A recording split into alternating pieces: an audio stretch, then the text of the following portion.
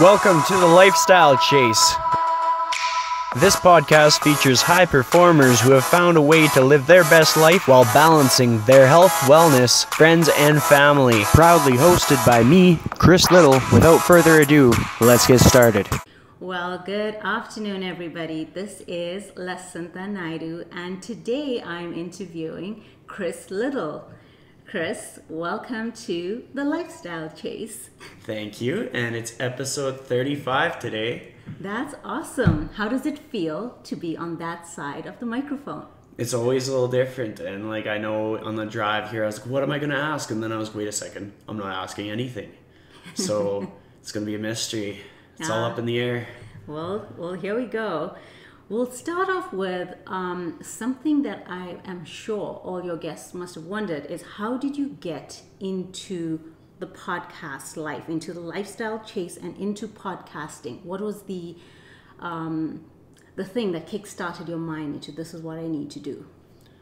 A number of factors. A lot of it is people who know me just kind of from sight or from meeting me in person once or twice, they think I'm pretty quiet and that I don't talk. And I've always been like, if only you knew, if only you knew just how much I do like to talk. And it's just, I have quite a bit of a barrier. I'm kind of like an onion. There's a lot of layers to get through until I really am comfortable just chatting with people. The way I see it is I like to sort of figure out more about people around me before I start getting super bubbly. But once I know stuff about people around me, then I am very social. And so part of it is kind of living out that requirement to socialize. And then another part, I have quite a few of the podcasts in Edmonton are people that are close friends of mine. So the City of Champions, that's Shane Fennessy, he's a good friend of mine. We actually sort of became friends because I listened to one of his episodes, and I kind of thought, well, that was really good. I enjoyed that, and then I told him, and then from that point forward, we've just kind of chatted back and forth, seen each other at events. It's been good. I picked him up from the airport one time, and we had a good visit. Another podcast that I'm a big fan of is the Fitness Devil, and so that one is Dean Guido and Andrew Coates, and so Dean has been a huge friend, mentor, support system in my fitness career. He's kind of believed in me from the start, kind of pumped my tires when I needed it, been a huge pillar. And then Andrew Coates, he was a pivotal point in me moving my business to evolve, and also has always supported me whenever he could. And when it came down to why would I start a podcast, well, these guys had their niche. They had their stuff figured out. I also listen to Chris Falconer's podcast, Open Up and Home, and I find he has a very similar style to mine. I like it.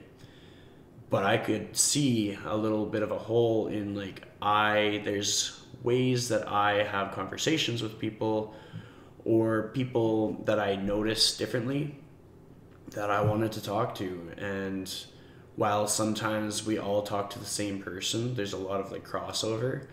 There's a lot of instances where I saw value in kind of the genuine conversation that I could have with a person. Maybe my weirdness was valuable to somebody, and so I just went with it, ran with it, and it's been good.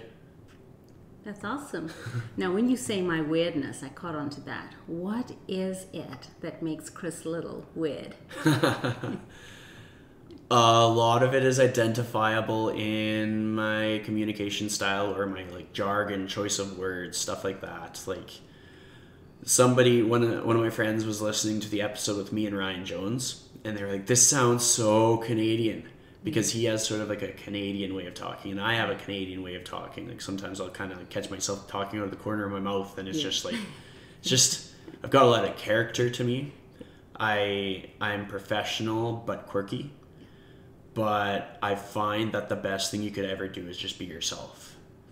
So if I feel comfortable talking in a certain way, using certain cues for training, trying to remember, lateral raises, one of my clients and I started calling those flappity flaps, because you're literally, your arms are to your side and you're flappity flapping. it's that kind of stuff, like not correcting silliness, Yeah. because it's a effective mode of communication. Yeah. Get some exercising. Yeah. It's just these little things that I do. Yeah.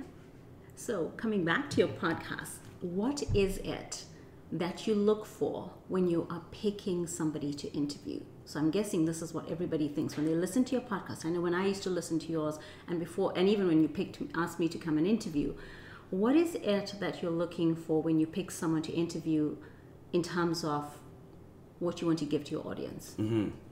It's tricky because I don't want anybody I'd ever think like, oh, I haven't figured out. It's just like him and all his friends, or it's like people who are popular or this or that. A lot of it is, I find that life is full of obstacles, and there's a lot of ways to find a way to overcome them, and some of that is through people who are just visually, like from the outside in, they are just making it happen. And sometimes you overcome your obstacles through someone who is like maybe younger at the start of their career, but there's little like moments or little actions or gestures or ways of living, careers even, that give me little insights on how to be resilient and how to have the right attitude.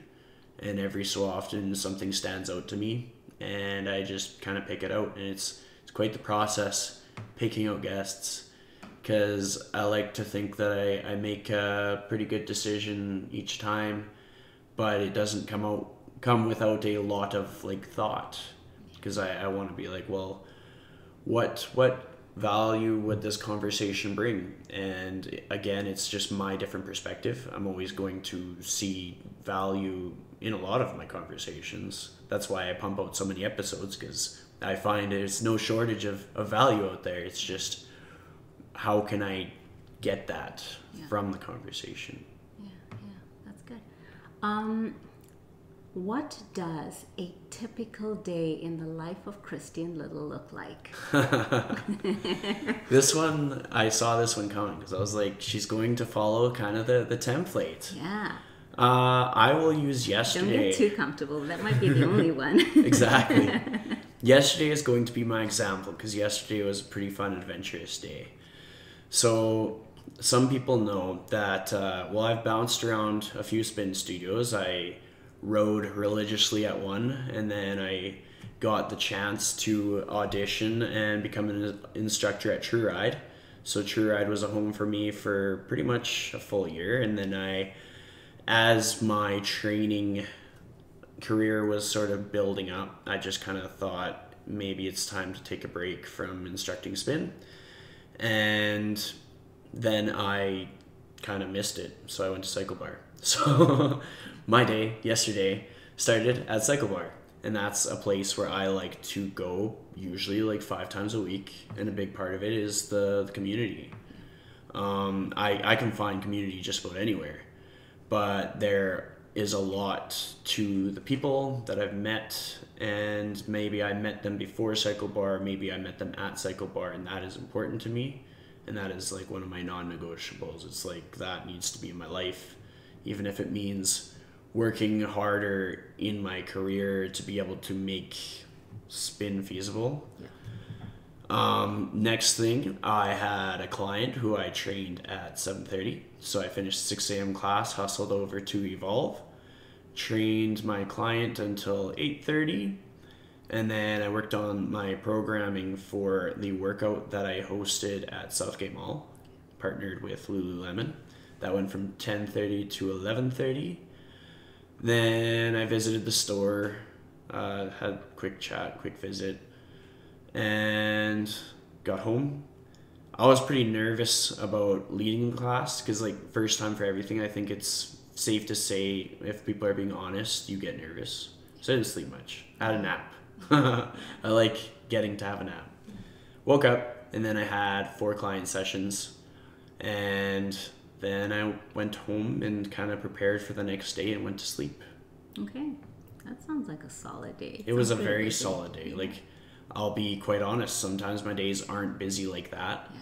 Sometimes it's a lot of like, I would call it sort of professional development kind of thing. Like, if I just simply don't have much for clients that day, I always line something up. Yeah. Sometimes it's the podcast, sometimes it's continuing education.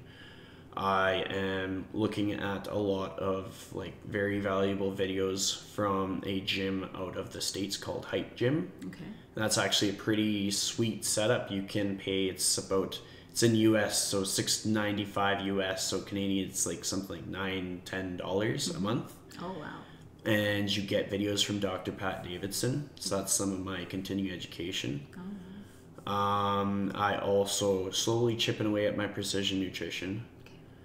And yeah, so if I am not busy with a client, I'm always trying to make myself smarter for the clients that I do have and take care of myself so I'm at my best when I'm with clients. Because if I am operating from a state of burnout, which is something people like to talk about a lot, I'm garbage. Like, I have to be feeling very good about myself if I am going to call myself a personal trainer. Yeah. So for those who might be listening to this, who don't know too much about you, because I had a girlfriend that I saw just before I met you, and as soon as I told her what we're doing, she went and she signed up to your podcast. Mm-hmm. If somebody new hops onto the podcast, what would you tell them that you do? What do you do for work? Well, it's pretty exciting because, like, as of this past weekend, I am entirely employed by myself as a personal trainer. That's awesome. And as much as it's a risk, I was talking to my brother on the phone earlier. I was like, hey, if somebody decides, like, screw this guy, we're not training with him anymore. Like, I gotta figure stuff out. But as long as I'm very diligent in continually enriching my knowledge and treating people around me, client or not, with respect. Like, obviously, everybody's going to be human and act as humans do. But if my thought process is to provide value into people's lives, then I think that it'll go well. Like, I think I can make it happen in the training industry. So how do you feel your life before becoming a personal trainer helped you in coming to the stage that you're at right now? So being a personal trainer, everything that you were doing before that, how did it assist you getting to where you are right now? And being as successful as you are right now? I got a lot of character built into me, a lot of different jobs, a lot of working with different kinds of people in completely different industries. Like, I've worked in very diverse but very identifiable industries. So, like, for example, when I was in high school, I spent a lot of time mentoring, like, younger students, and it was an opportunity that was offered to me because the way my class schedule was, like, I had a lot of credits and I just had to finish off a few academic classes and I had 2 spares. And so they saw me as someone who might be interested in, like, leadership. So I would go to the 3 feeder schools that went into my high school and just, like, play, like, team building games with the kids and, like, chat with them about, like, you're going to come into high school and this is where drugs start. This is where alcohol starts. If they haven't started already, like, if your older siblings haven't already done it. And I was someone who kind of stood out like a sore thumb for being pretty straight edge. And, like, I don't know, if you asked me if I would do it the same way again, I think I would. It just felt like the right thing to do, to just kind of stand out, but just do something that you felt was right. Yeah. But with that being said, there is a fair bit of peer pressure. Right. And so I was kind of there to reinforce people's ability to be themselves. Mm-hmm. And I just kind of crossed my fingers that it worked out for at least 1 out of 18 of them or whatever. Yeah. However many were in that system, I hope that some of them felt a little more empowered to be themselves. Okay. And I was camp counselor for 4 summers. Wow. So that was a lot of experience in working with different people. Okay. Because as a camp counselor, especially it was a United Church camp, and the United Church they were a sponsor to a lot of kids that didn't exactly have, like, best case scenario. So being in the camp environment, that was, like, unique. It was the one chance that they got to be in an environment that was nice, safe, happy.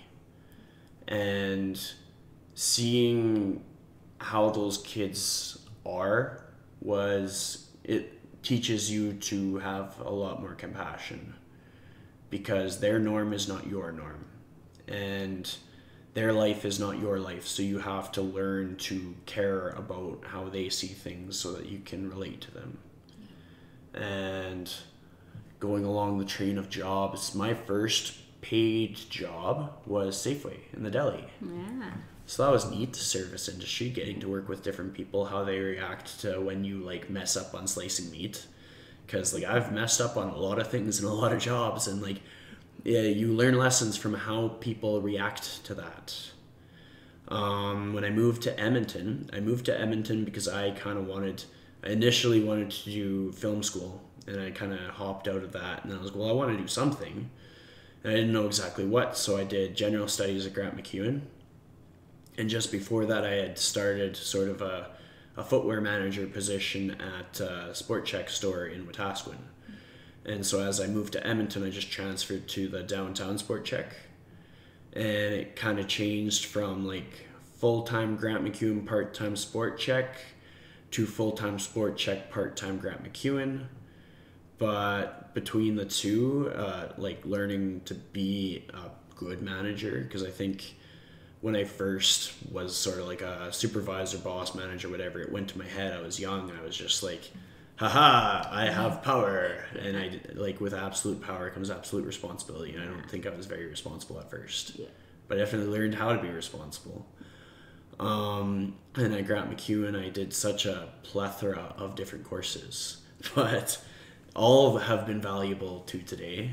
Public relations, human resources, did a couple of each. Yeah. Did some anthropology, philosophy, general music, did a health one, that came in handy. Wow, you really knew what you were going to do, right? I really just, I looked at the courses they offer and almost picked one of each. Yeah.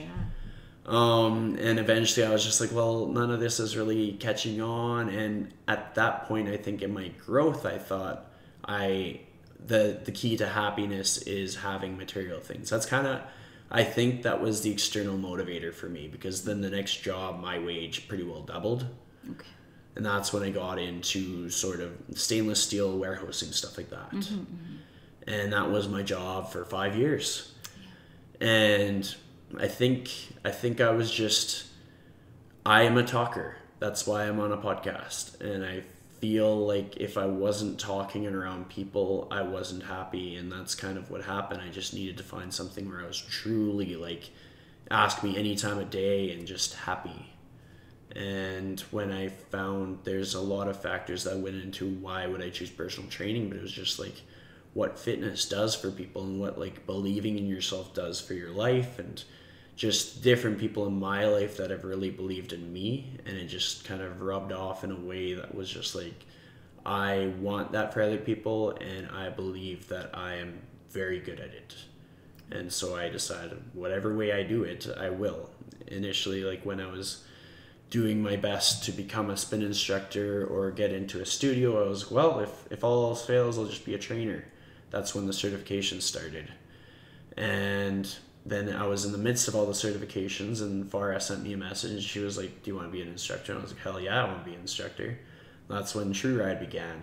And that was wild, because amidst all that, I was doing my full-time warehouse job. I had already started up with Yeg Fitness selling advertising. I did that for a couple of years, just like part-time commission, so kind of made your own hours. I was doing 3 courses through Nate.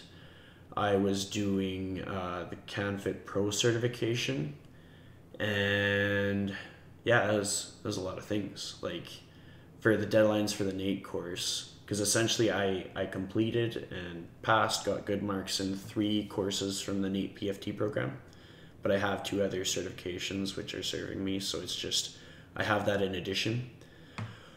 And to meet the deadlines with my pace of life, or what I filled it up with, it was essentially like online, you look at it and it'd be like, if you do not submit this by midnight, you will fail. And every night there I was like just hustling fast as I could.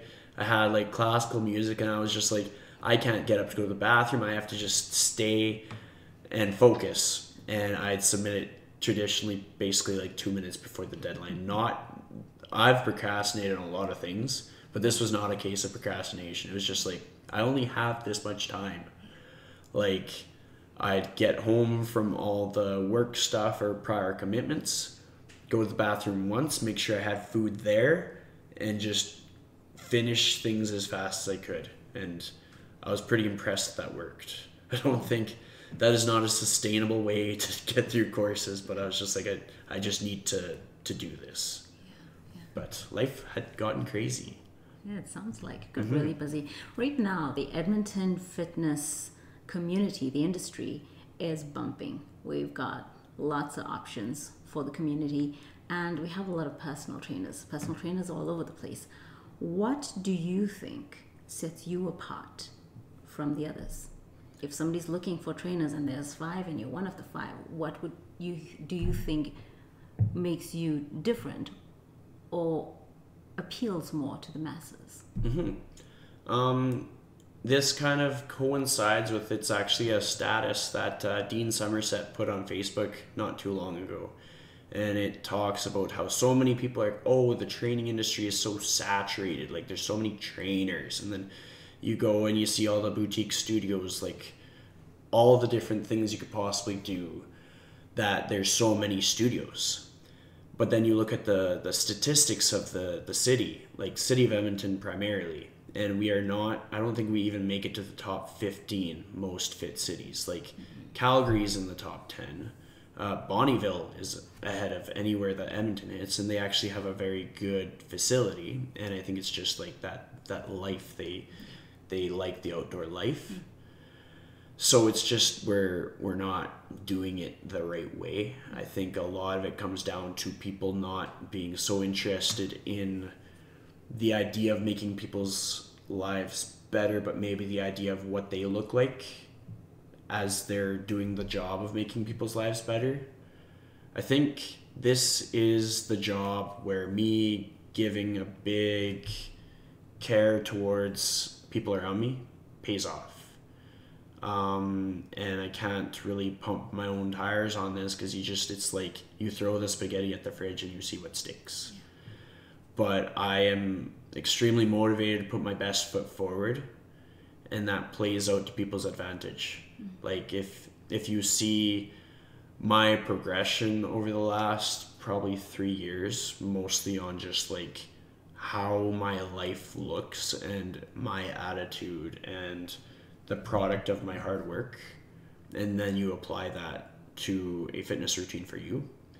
Like I'm so motivated in my own life to create like sustainable, holistic change, like something that is measurable in your life with kids and with changing your jobs, like progressing.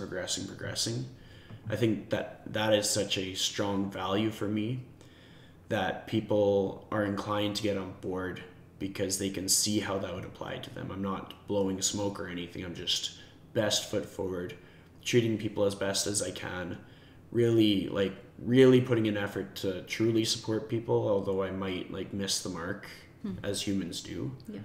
But just trying. I think effort matters, and I really put in that effort.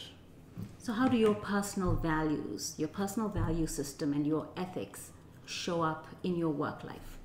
I would say I find myself to be approachable to many because things like how to treat people are very important to me.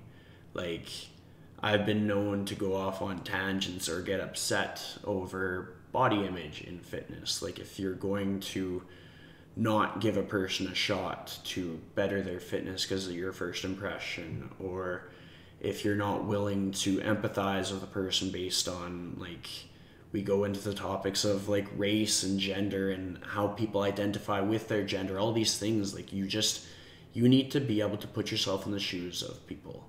Like, everybody's the same on the inside, and I think me kind of being known for going off on tangents and getting upset when other people don't understand how to see themselves in those other people's shoes makes it easier to work with me, because that's important to me, even though some people are like, will he ever stop yapping about that? Well, it's important, so that's the way it goes. Yeah. So what was your life like growing up? So when you were in school, what was life like? Because I think when we spoke, you lived in a small town. Yeah. So my whole childhood, we lived at the same place, and so it's kind of like an acreage, picturesque, like, like the desktop on like Windows XP or whatever, it's the big grassy field. Like you look out the window, big grassy field, cows, chickens, cats. I had a 4-H calf for like 2 years, and I wasn't like, I don't think I was ever born to be sort of like a farmer. Yeah. But that's okay. I just really enjoyed that freedom and that space and that openness, and it definitely set me up for culture shock. But as a kid, lots of bike rides, lots of time spent outside building tree fort, lots of time by myself because my siblings were a lot older.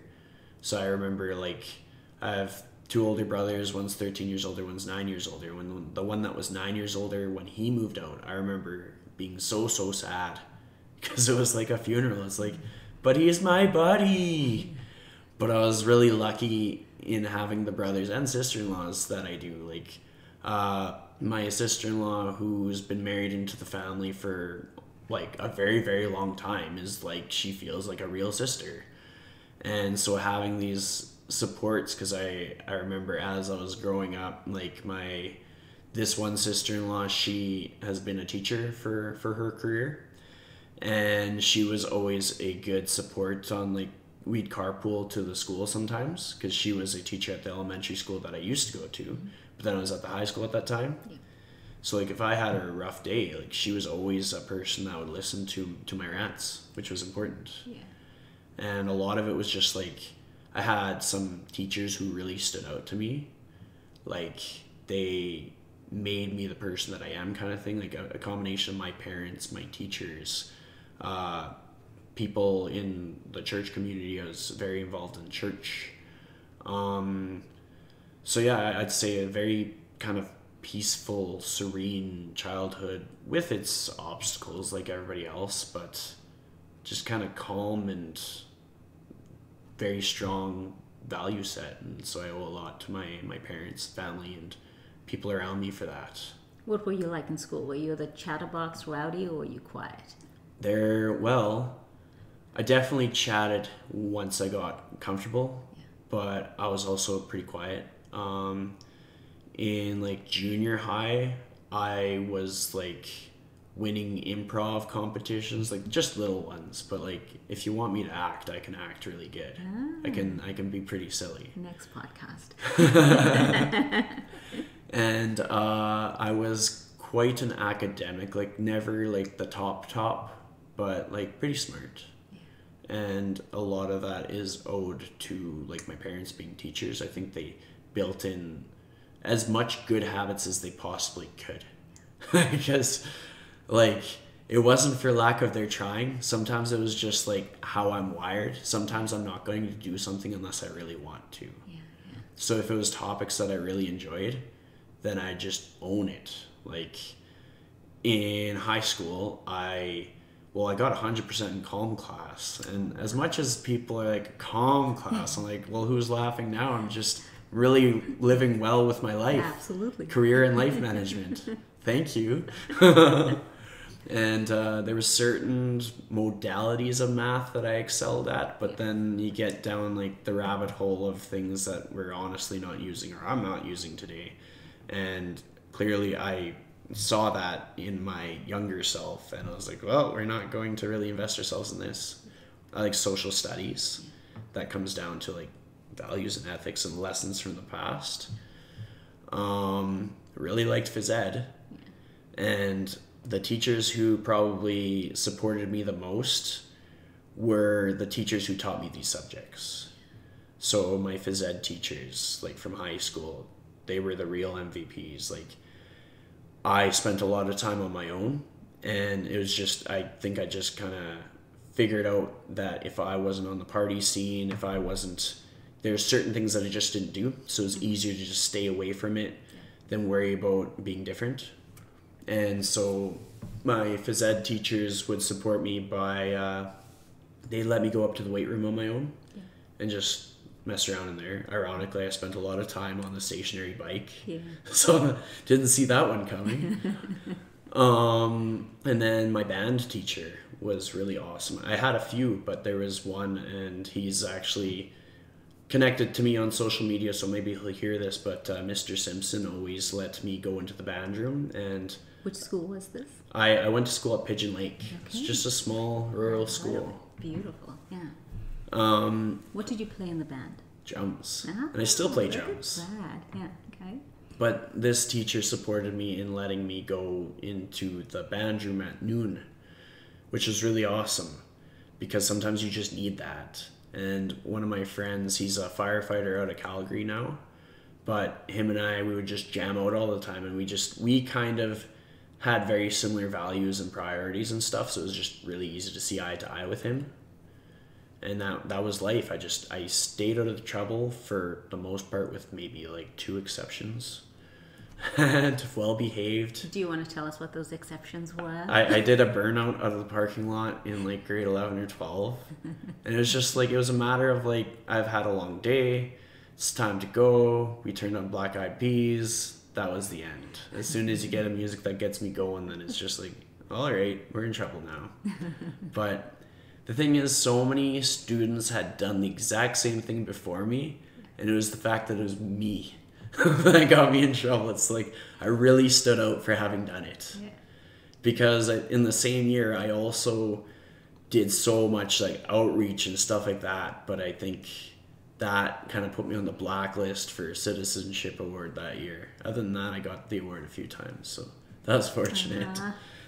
But yeah, lots of extracurricular, voluntary type stuff, and just kind of staying out of trouble. Well, it sounds like you are a natural born leader and coach. From everything that you've said so far, from the way you were in school and mentoring people and leading and, being involved in the church group, right up until who you are now, and the award last month you were nominated amongst top 5 best community supporters. Your life has been progressing along a very strong, solid line. So well done for that. What I've noticed also when you're speaking is music has played a big part of your life, like the band and the drums and Black Eyed Peas in the parking lot, and now you go to spin every day, 5 days a week. So when you go to spin, what type of music moves you? What kind of music gets your blood going when you're in a spin class? I like this one. There's a few, and a lot of it is associated with moments. So a band that I know that a lot of people know that I like, or at least instructors at Cycle Bar, because I've had a few conversations with some of the instructors, and it's Linkin Park, and Chester Bennington really stands out for me. The thing was that he was someone that I really felt I could kind of relate with based on lyrics. Just he's a thinker, or was a thinker, and just kind of gets into the mental side of things. And then when the world lost him due to death by suicide, like it sucked, because it was somebody that I could kind of relate to. And that's why I think mental health is so important to talk about. That's why I had that exclusive mental health episode on my podcast. But it's just that was an artist and a musician, and there's so much that branches out from Linkin Park. There's Fort Minor. There's like because Fort Minor was one of the other singers, and he had his band. But just their style and what they choose to sing about, they talk about a lot of like racial inequalities and stuff like that, and it aligns with my values and what I deem to be important, and presents it in a way that fires me up, or that makes me feel cathartic, I guess. Like what I care about is being expressed. And Eminem is another good one. And like it's always been like kind of on and off, like a band that, or like an artist I should say, that I've enjoyed. It's only certain Eminem songs that I really enjoy, like some of the stuff where it's just like, what is he even saying? Like he gets pretty filthy in some of his music, but then some of it is really well worded, well put out. He is an artist. It just kind of depends what triggered him that day, or what set him off, I should say. And the neat thing was, in our training with Farah at True Ride, she picked out, it was like an Eminem mashup song. And so she was like, this is your song. She was like, I thought of you when I found this song. I was like, this is my song. And I've used a lot of music I've used to kind of like get me back out of feeling of lowness. Whether it's a lot of it is just like feeling insecure in my certain situation, like stress, stuff like that. Like we have these external things that make us upset, but then we forget that we have control over how we react to it, and music helps me get that control back, because things can happen in life, like in all facets, in the roof over our heads, in the people at work, in the people in our personal life, but it's how we retaliate or make our move, how we set ourselves up for that makes all the difference. It's kind of like taking lessons from things. So with that being said, Eminem has been one that stands out. I guess I like things with beat drops, so a lot of like remixes and things that kind of, well, there's science behind it. It kind of catches a rhythm and then uplifts you and then stops and then starts again. Like there's definitely the stuff that I like has a flow to it. And if anybody was ever curious to know exactly what kind of music, they can actually, I have playlists on Spotify. So you can look me up there. I missed making playlists. And I was like, I want to make playlists. So have you thought of becoming a spin instructor again? Yes. Yeah. I think life has its own way of kind of working out, but I have always needed to learn to just let life be on its own pace, kind of thing. Like if I really want something, I think it'll happen. Because you seem really passionate about spin, not just doing it, but the playlists and the music, and you have all this insight into it. And I've always found the best teachers are the ones who are passionate about what they're doing. It's not about the paycheck. It's not about the whatever glorification comes attached to the job. It is the passion that they have. They fueled by passion. Those have become the best teachers, right? So it feels like you have that for spin. The way I look at it is, if anything in my life doesn't work out with the timing, it's kind of a sign that, like, imagine what I could be when the timing does work out. So like I'm tacking on all this life experience and these lessons in life. And the more life experience and lessons in life that I have, the more that I can understand other people and connect. So if the opportunity comes up that I was to return as a spin instructor, just imagine how much better I could connect with people and how much better I could resonate with people. And that's what matters to me. So with that being like a big motivator to the whole vision, I'm okay with really trusting the process and just kind of letting it take its place. Coming back to your training, personal training, and even if you were to become a spin instructor again, scenario here, if somebody comes to you as a client, personal training client, because that's what you're doing now, and this person comes to you because they're beating themselves up for whatever issue, maybe body image. Body image seems to be the big issue right now, right? And this person has reached their wit's end. They don't know what to do, and they've come to you almost as a last resort. They're not physical. They're not active. They never thought they'd ever be in a gym. They don't even like working out. What would you say or do in that first meeting with that person? It's in my wheelhouse to kind of work with that kind of a person. I've noticed so many different kinds of people are incredibly hard on themselves. And for myself, I have been really hard on myself. And I have only ever excelled in things that I cared about when I was less hard on myself, when I saw the positive that I had, and sometimes that took other people. And for these kinds of people, I can be that other person. And there's so many ways that I can relate, that I can have like a very valuable conversation. And a lot of it comes down to my ability to have a conversation where they get something from me while I get something from them. It's not so much like stabbing for more info, more info, more info. It's like finding the formula to be on that same starting ground as them. Because for people who are anxious in getting into a gym, like I was anxious to go to the grocery store at one point. Like anxious is very easy to have, and it's something that I have had. And while everybody has a different level, if I am able to be empathetic to what they're feeling, then that's a good starting block to go from, and just being a good listener. I think waiting to hear what they have to say before saying something in reaction. There's so much in what is coined as the sales process of training, where you're just setting it up that you're like their best friend kind of thing. And it's like, I do not believe that is the way to do it. It is, you listen until you can become invested in this person, because if they're going to invest in you, you're going to invest as much or more in them. Yeah. And so it's just, if I'm chatting with somebody, I do my best to not be in an office. I'd rather be like smack dab some awkward spot in the middle of the gym, because I want them to understand like this is as raw and real and authentic as possible. Yeah. And it's just, you kind of figure out what's their backstory.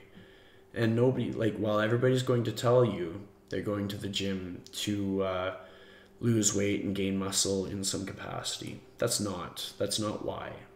Mm-hmm. And I'll usually talk until I can find out what that feeling, that emotion, that vision that they have for themselves. And for some people, it's like, I will not let my wellness deteriorate, or I want to be able to have kids or hold my grandkids or find love, or like these true, raw, honest motivators, because that's what it comes down to. Like sometimes it's just the confidence to make it happen, and that confidence comes with like better wellness, but it's emotions that people want. And so I guess listening, being a good listener. Yeah.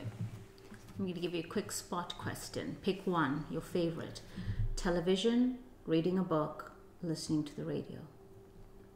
I'm going to throw a loophole. Ah, okay. It's not so much radio, but podcasts and audiobooks. That is my go-to. If I start reading a book, I tend to fall asleep. All right. And then I canceled my cable 2 years ago. So if I'm watching TV, it's Netflix, but it's never cable. Ah, podcasts and audiobooks. I like that. I'm going to read you a quote. And this is a Winston Churchill quote. He says, "Success is not final. Failure is not fatal. It is the courage to continue that counts." So, when have you found yourself personally in a situation where you encountered difficulty and you had to pull yourself up and move forward? I think it came around the time of like my career change. I think I was just getting into, like, to preface this, I learned a lot from my old job, and there was a lot of leadership and new lessons learned. But as a human, as a person who just was on the pursuit of happiness, I was getting further and further away from it the longer I stayed. And it was just something that I needed to do personally. But the obstacle was from all the excuses that I built up, like financial excuses, or letting things stress me out more than they needed to. And it became such like a mental mountain that I think like I was scared to take the risks and stuff, and then it kind of took over. Like I was not the positive person that I am today because all these things were really dragging me down. And then it came to a point of just I guess owning my potential for what I could be. So I went from a job that probably paid me over like 60,000 a year and helped me with my condo and new car and all these things, and made everything feel safe and comfortable, and I would travel lots. And I went from that to being like almost completely unemployed for like 2 weeks. And I applied to a number of gyms, and I applied to a bunch of odd jobs, and it was just a matter of like, no, I'll make this work. And I think that's kind of how I crawled back up. It's a matter of waking up every day, and like positive affirmations are money to me. Like not in like the way that it's like a buzzword, but it's just like, that is what makes me, is that if I do not see the good in my day as I go into it, it's garbage. Mm-hmm. And I think in my past life, there was a ton of days in a row where I did not see the good in the day, and I just went through the motions, and I saw how that would affect me. So I think a lot of it comes down to identifying myself and identifying the good and just running with it. I kind of rambled, but I hope I answered that. No, you did. I'm going to ask you, because I picked up on that. What are your top 3 positive affirmations? I believe that as outlandish as some of my goals might be, I am the person that will achieve them. And so I like hold strong in that. There's one that I really struggle with, and it's just that me being me and me alone is valuable to people. It gets easier and easier the more people that pay me to personal train them, I'll be honest. But speaking from like a social background, like I always have to work at this one, in seeing that like if I am not at a place, that people see a big empty hole. But I got a few really nice reminders today of that when I went to cycle bars, so that was actually really nice. Third one, I think it's just kind of the overarching reminder that everything will be okay, which is a big motivator to the podcast, because there's a lot of guests that are coming up that have had moments in their life where it will feel like everything is not going to be okay, or like, why did this happen to me? Why did I deserve to have this? And by sharing their powerful stories, it helps me to believe that everything is okay, and I believe that will help other people see it too. And so in reminding myself that for myself personally, it helps me overcome any stressor that could come up, because I know life is so unpredictable and short. And that's just something that we have to, if we don't say it to ourselves, nobody else is going to be able to say it in a way that's as powerful. Yeah. I'm going to give you a small exercise to do now. You did tell me there's no limits to what I can say and do here, right? So shut down your eyes. And then call to mind the sensation of being happy. So happy, you're bursting at the seams. The happiness is bubbling over. It's taking over. Feel the happiness in your body, your mind. And then with it, find the memory that you attach to this happiness.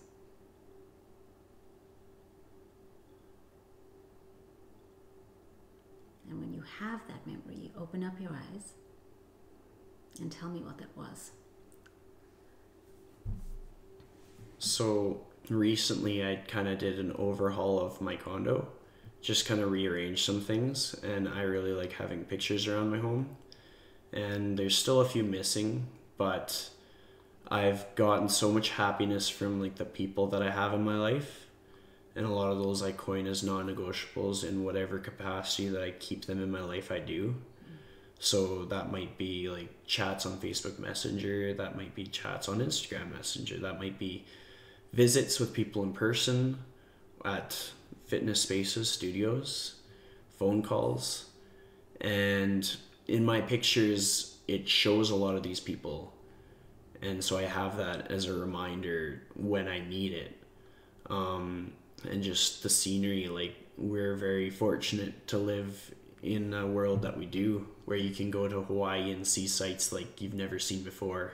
I have a lot of very good memories from that, and part of it is because it's with friends that are amidst all these pictures, and then part of it is like the risk that I took to go on the trips. It was always like, I can't afford this, and that was the preface to realizing, well, if I can do that, then I can change the job to be happier. If I can go on a trip to be happier, I can change the job to be happier. And yeah, it's just having the people and the experiences. Yeah. And people are worth so much to me. So that's why it's so important to have them. It's not material things. While material things may come, that is as a result of having really good people that make you feel happy. And then you perform better in life, and as a result, you may have the things that are nice and shiny, but people. I agree. Okay, pop quiz. Nicki Minaj or Cardi B? Oh, gross. Now you gotta pick one. That's garbage. Oh. But you gotta pick one. I just say Nicki Minaj. I know of her more, so. There we go. What a question. I'm trying to ruffle you, but no, that was good. You're like so solid. You can't fail. You're just not sweating at all. So I'm like, how do I ruffle this man? Oh, it's Eminem. Well, now ask him to pick between these two. Totally, that was a good one. If you were to invite me to your house for lunch, what can I expect to have?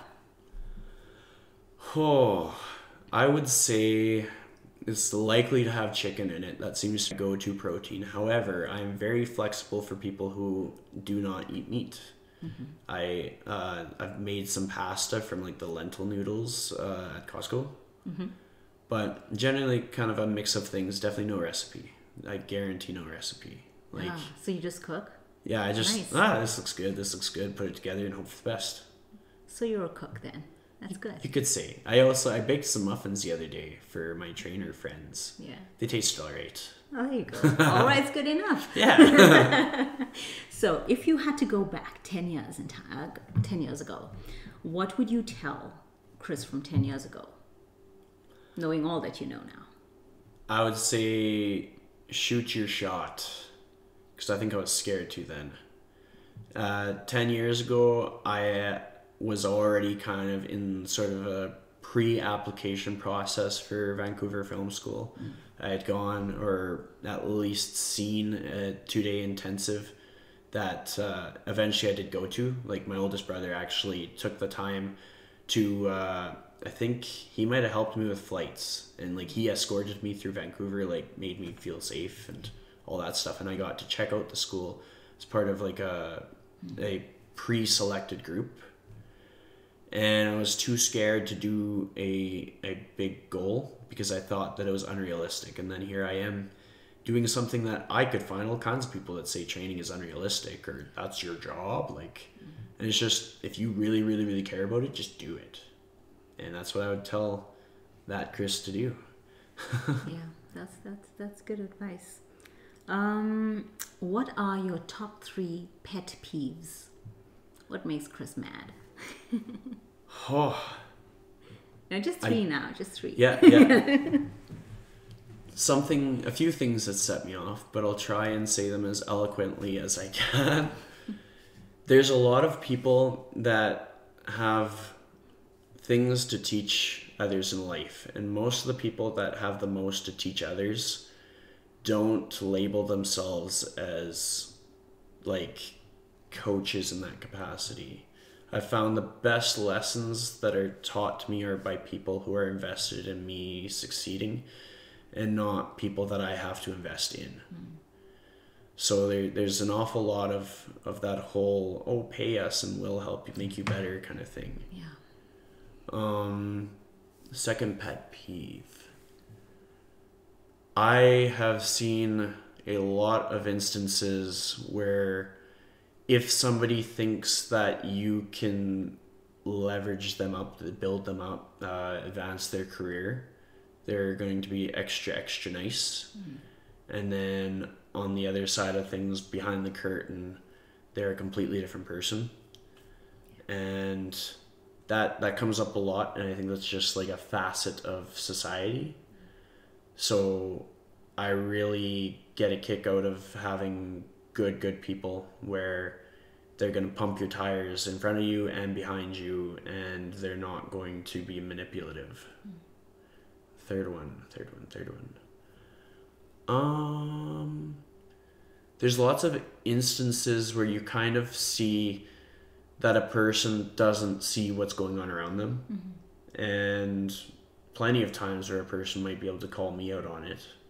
But I think it's important to have sort of an awareness of like with traffic, like speeding on the Henday. How can speeding on the Henday impact other people's lives? Like, say they change lanes and all of a sudden you've damaged their car, you may have ended their life. Like, there's just, life is too short to be reckless to the point that it would cause someone else misfortune kind of thing. And that kind of goes with many things, and it's just our behaviors in public.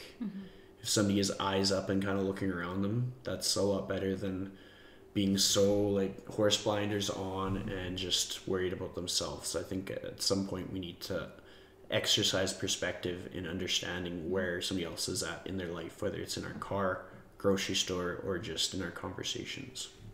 Empathy. Okay, jumping again. If you had to pick any place in the world to visit, a place you've never been to before, where would you go? Ooh, that's a good one. I think Ireland. And that's just like, that's the kind of the first one that came to mind. Yeah. But like I have lots of different background to my like lineage, and that's... What is your lineage? That's one of my questions. Is what is your heritage and your lineage? I've got it written here. So it's broken down to a lot of white people things. Okay. But I have some Danish, and it's really neat. There's a story to that, so I'll tell it quickly after I get through all the other ones. I have some Welsh, some Irish, some English, some Scottish. That basically sums it up. And a lot of it, like, I never truly met any of my grandparents. So I have a lot of really wonderful aunts and uncles that really stepped in for me and kind of filled that role. But most of my grandparents were like second generation Canadians, but one of my grandparents, at least one for sure, I might have messed this up, but one for sure came from Denmark. And there was just such a communication barrier. And then once he passed away at like, he was in his 50s. So my mom was quite young. And so we lost touch with them. And then our Danish relatives tracked us down. And so out of all of like the sort of distant relatives, I'm the most connected with my Danish relatives now. Isn't that crazy? Wow. And then, yeah, I have no contact with any relatives from Scotland or England or Ireland. There's plenty of like second cousins and stuff in Canada. Yeah. So I'm not at a loss. But I think it's really neat because first our Danish relatives came and visited us. There's quite a plethora of them. And then as part of like graduating, my parents took me with them and we went to Denmark together. Nice. And so I got to meet them all, and I got to stay at a few of their homes. And then they've each sort of segment of like second cousins, or it would be my mom's direct cousins, have come and visited us again. And I have them on Facebook and Instagram, and there's one of them as a personal trainer, which is neat because it's like parallel universe in a way. Yeah. But yeah, it's quite the background, but just it's your typical average like white boy background, just a bunch of European nations. Yeah. Yeah. splatted together. And Ireland would be your place to go to, hey? Yeah, I always ask people about how it was when they've gone. Yeah. And they've spoken very highly about it. Beautiful, yeah. So might as well. Okay, I'm going to ask you now. What would you tell Chris 10 years into the future? Oh, no, not what you tell. Where would you see Chris 10 years into the future? There we go. 10 years from now, where do you see yourself? No holes barred. People always ask, like, they're like, are you going for something aside from being a trainer? Like, because I do so many other things, but I still see myself being a trainer. I just don't know what that looks like. Yeah. I see myself being more of a public speaker. Mm-hmm. Side note, with my experience in 4-H, the best part of 4-H for me was the public speaking competitions. Wow, okay. I enjoyed them, and it showed. Like, I did well. So why waste something that I'm passionate about?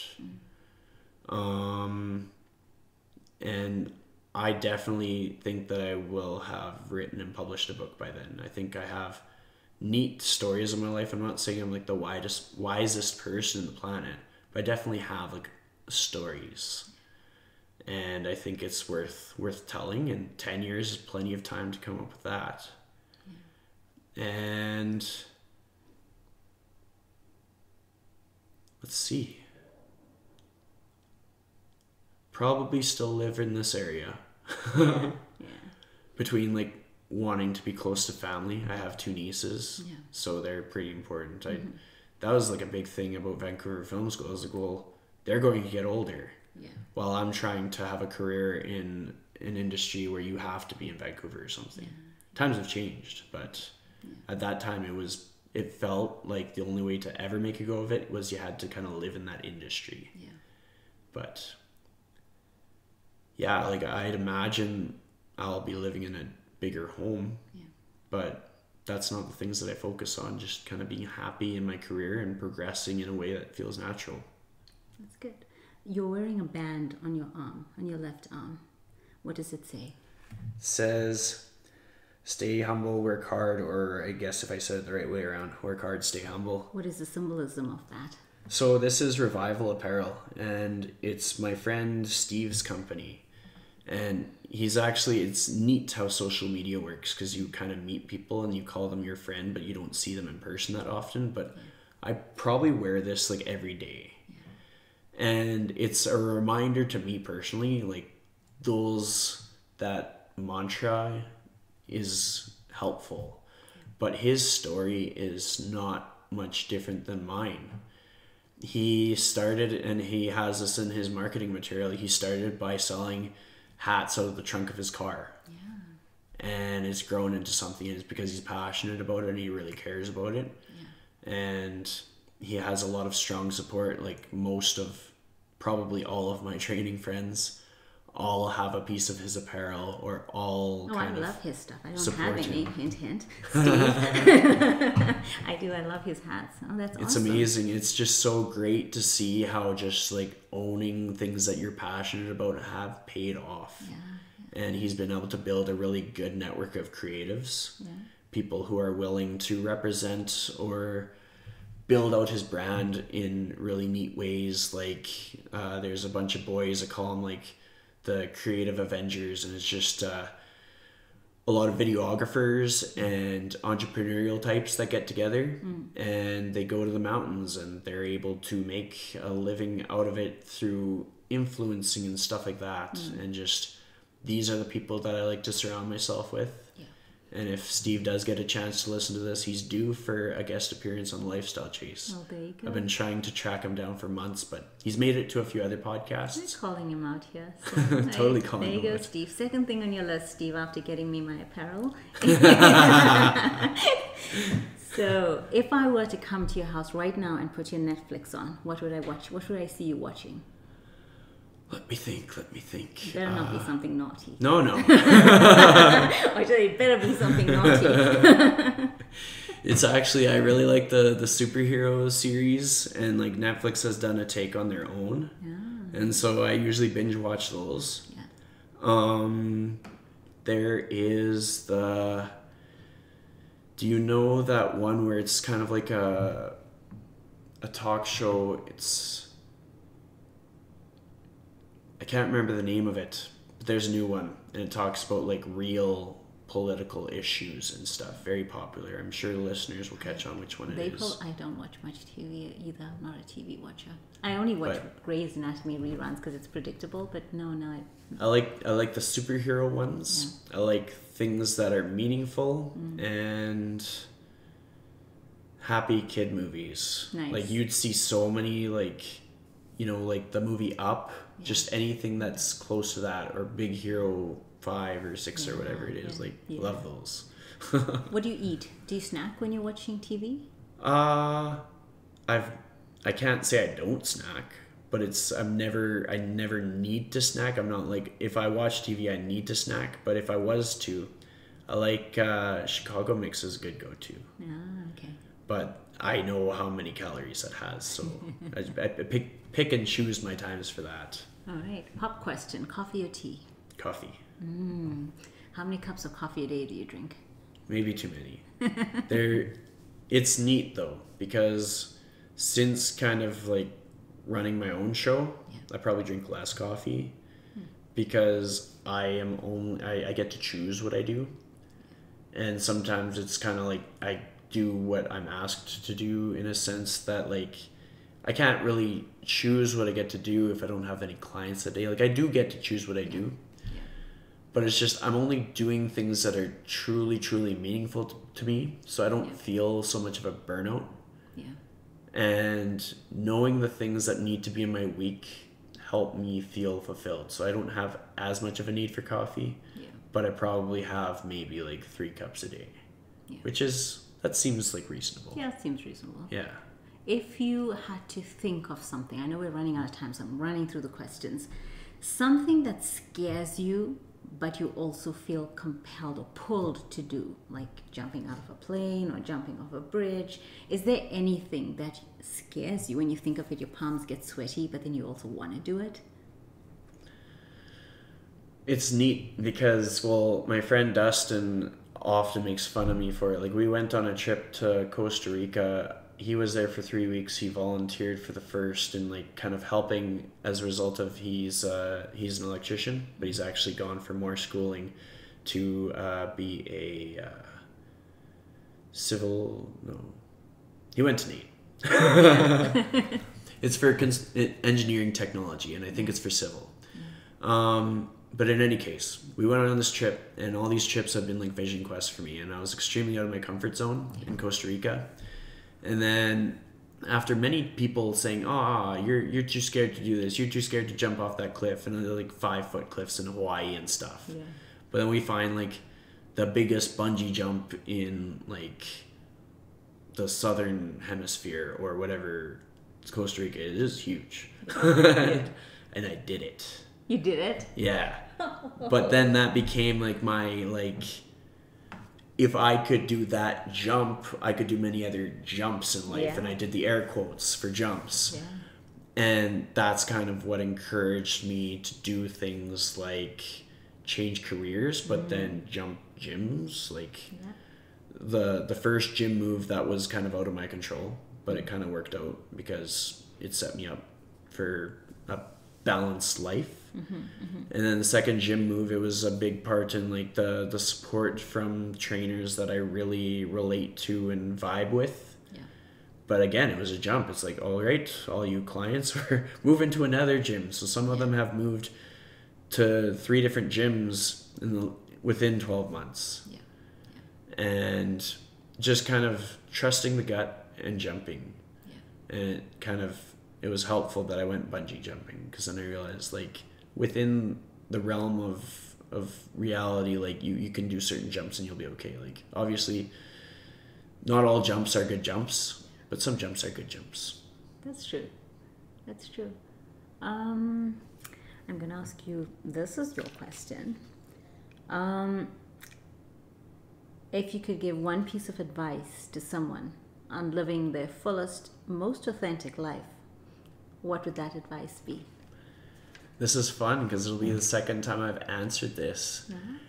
And I would have to say, identify the things that bring you the most joy and then put them in your life. Even if that revolves around monetary things, like even if it's your job, if what you do for work does not bring you joy, at the very least do a service to yourself and ask yourself why you're doing that thing. Because there's so many people doing things that do bring them joy and making it happen, and it's not easy by any means, and sometimes we just simply need a job with benefits, but there's so many people doing it that you might as well just give it a shot, kind of thing. Yeah. So pop question here, coming back to spin, pick one. Sprints or climbs? Climbs. And it kind of changes. I think I probably started off liking sprints, but I think I like climbs now. What do you like about them? Asks everybody who doesn't get it. It's a time when I feel that it's in my wheelhouse and I'm strong and I should just keep going. And then if I can apply that to things that I'm dealing with, then I feel more relentless. Yeah. If you could think of 3 things to tell the listeners that they might not know about you, 3 things you'd like them to know that they might not know about you, what would those be? I would have to say something about me is that I've been a homeowner for more than 5 years. So sometimes people say like you can't be a homeowner until you're a certain age. But I mean, you can make it happen. It's a lot tougher as an entrepreneur. I might not be able to get a mortgage as easily being self-employed. But you can make it happen. There's always a way to do it. There's lots of people working off tips that have been able to get a home, and it's just a matter of like asking questions from the right people. Second thing, it's tough. It's a tough question. It is. It was meant to be tough. So things about you that people that are not your family, so just the general public. Well, here's a fun fact. And this one's just way out of the air. So with my ears, my left ear, fully functional. Right ear, the canal is blocked. Okay. So I've been told there's an eardrum on the other side, but I'm skeptical to that. And one of my friends, Ruhi, the audiologist, check her out. We did a hearing test. And I have good hearing based on bone conduction on that side. Okay. So I'm very fortunate for that, but it's just sometimes if you're like walking in the mall and you're on the wrong side of me, it's just like I still have to sort of hear from the other side. But it's served me more benefit than deficit because sleeping, for instance, I'm a pro. I just sleep on the side that hears, and it's like everything is dead to the world. Third fun fact. Despite how anxious I can be to dance in a setting, I'm actually, I wouldn't say I'm like, nobody's ever going to pay me money for my skills as a dancer, but I can sure have a lot of fun doing it.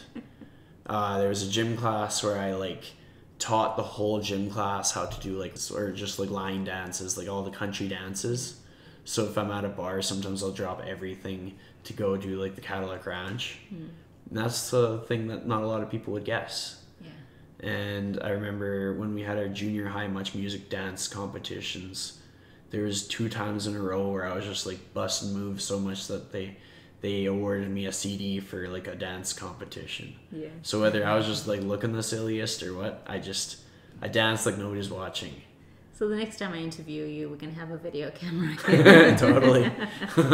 I think that brings us to the end of our podcast. Chris, thank you so much for sitting down and for sharing all these parts of you that I'm sure everybody wants to know. We didn't have enough time to ask a ton more questions that I have, which is why we'll probably be doing this again soon. Totally. And this is Lacintha Naidoo signing off for The Lifestyle Chase.